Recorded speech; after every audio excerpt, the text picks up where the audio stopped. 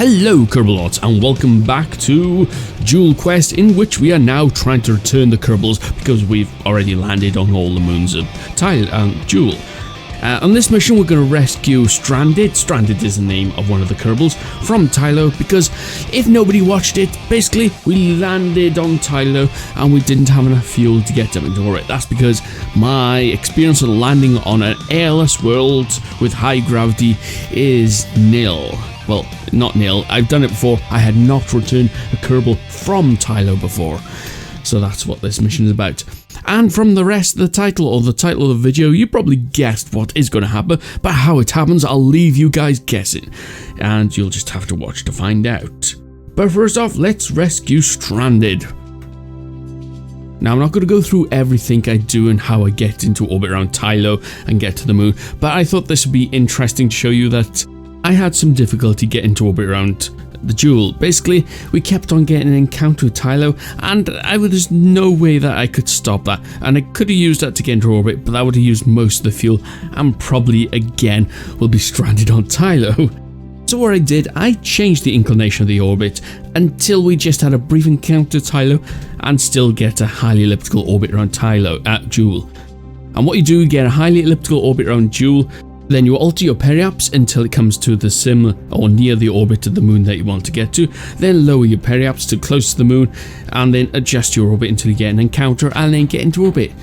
Simples, or at least I hope it's simples. No, that is the easiest way of getting to orbit around a moon of Jool that uses less fuel than a direct approach and direct getting into orbit.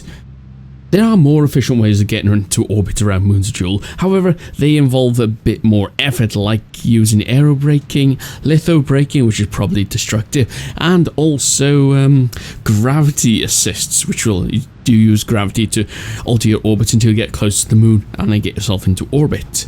That one's a little difficult, but it takes a lot longer and saves a lot more fuel. Anyway, now we're coming in for landing. This was the bit that I was dreading. Basically, my landings on Tylo are terrible. This is the third quick save because basically I kept on mistiming my burns. The best way, the most efficient way, is to burn what you call a suicide burn. That's burning a rocket in time so that once you hit the ground, you're at zero velocity, basically landing right there and then. And that is a hard feat to take off, even using the suicide burn calculator, which I got down on the flight engineer, but there, because it kept on altering, I don't think it's that accurate. So yeah, because you're changing the mass of your vessel as well as producing thrust. So basically I'm just guesstimating from the numbers that the flight engineer's given me at this point, and I said this is the third quick save or quick load, so yeah, go figure. And ooh, we almost lost it, but we did it. We have landed. Now let's get the Kerbals and get them on board and then launch this sucker. There you go. Quick cutscene. Didn't want to bore you with transporting all the Kerbals across because that takes ages. Also, I used the vessel mover because it was taking too long to actually do it in real time. Now, you guys may have noticed that this lander, or takeoff, launch, or whatever you would call it, has no parachutes or heat shield. That is because we got a vessel in orbit ready for this. It's been in orbit for well over 6 years. Oh dear. My god, these Kerbals have been here for ages. I hope they haven't had enough snacks stacked to them, or perhaps they've been eating soil samples from the moon. Yummy. Anyway, these Kerbals are on their way, and as you can see in the cockpit is Stranded Kerman. He is a friend on my Discord server. Plug. Yes, I have a Discord server if you want to join that. If I remember, I'll put a link in the Discord, in the description below. But enough about plugging me and my channel and everything. Let's get this thing into orbit. Then we can transfer the Kerbals over to the return stage, and I think I decided to read some of the Kerbals' names out. Considering a mission like this takes so long, because mainly the real problem is the transfer times from here to Jool. And say if we send people to Jupiter, that's going to take a long time to get people there. But not only that, it's going to take at least a year before we have a transfer windows for sending humans back. But that's after they've gotten there, and that's going to take, as I said, how long did Voyager take it? Let me quickly check. Voyager took 2 years to get to Jupiter. Not so bad as I thought it would be. Anyway, let's transfer the Kerbals across. First off, we have Crash Fast Kerman on EVA to transfer across, because we haven't got a docking port on this. We'll have to transfer Kerbal by Kerbal. Next one is Walter Kerman. Then we have Eve Kerman. Then Vishnu Kerman, Jeff Kerman. It's no mission without a Jeff. Then Aragon, just because we can. Then Tess Kerman, Kerbal I just added, and for some reason I didn't show you all the Kerbals. I've no idea what was going on there, but luckily the Kerbals, all the Kerbals, are on their way home. I thought I wouldn't be able to send them all the Kerbals across onto this vessel. That's why I left Tess Kerman till last. Anyway, the first burn is to burn away from the moon, Tylo, and get into a highly elliptical orbit of Jool. What we want to do is get close to Jool itself, so we can use what's called a null birth effect. That gives us the most fuel efficient way of getting back to Kerbin. And obviously it's time to go back to Kerbin, where these Kerbals can be reunited with their loved ones, where they will be welcomed as heroes. They'll be asked many questions. I think we'll probably take samples of the Kerbals because they've been eating soil samples and whatever else science experiments they've been doing over the time that they were on Tylo. I don't know, they'll probably be asked a lot of questions. There'll be a lot of press and all that money that they'll make from their movies and things like that. Perhaps they'll even make a computer game where you too can go to Tylo and land your own Kerbals there. Okay, this is the worrying part. Okay, this was the second load of re-entering the atmosphere. I done a mistake of entering the atmosphere at over 5 kilometers per second. And I tell you what, nothing survives that. So what I had to do was reload it and then kill the velocity, alter my trajectory so I entered the atmosphere at a lower speed. And I done the same mistake for the next mission, which we're going to return some Kerbals from Vall. But yeah, just remember that. Don't enter your Kerbals at an extremely high speed. Although I think I will be doing experiments on how fast and what I can do to, well, save Kerbals or stop things from exploding at over 5 kilometers per second. There must be a way. For I am the engineer orbiter. So these Kerbals have landed safely. Stranded is back home.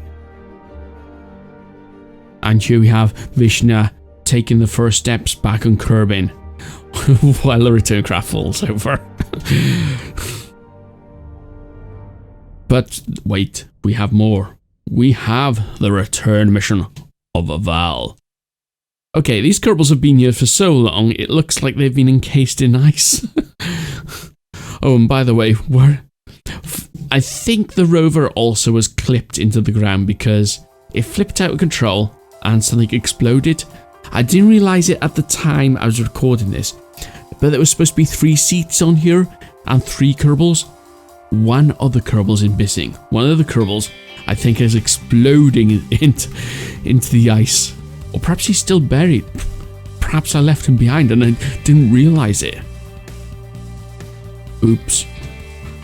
Anyway, returning these Kerbals back to the launch vehicle. Luckily, we don't have to send a return craft, a rescue craft for this. The return craft itself will work. So who we have here? We have Yuri Kubarin, Badguy Kerman, Jesse Kerman, Nick Kerman, Alex Kerman, Albert Lehman Kerman, Austin Kerman. And I think, again, I don't show all of the Kerbals. But hey, things are going to happen, so keep watching.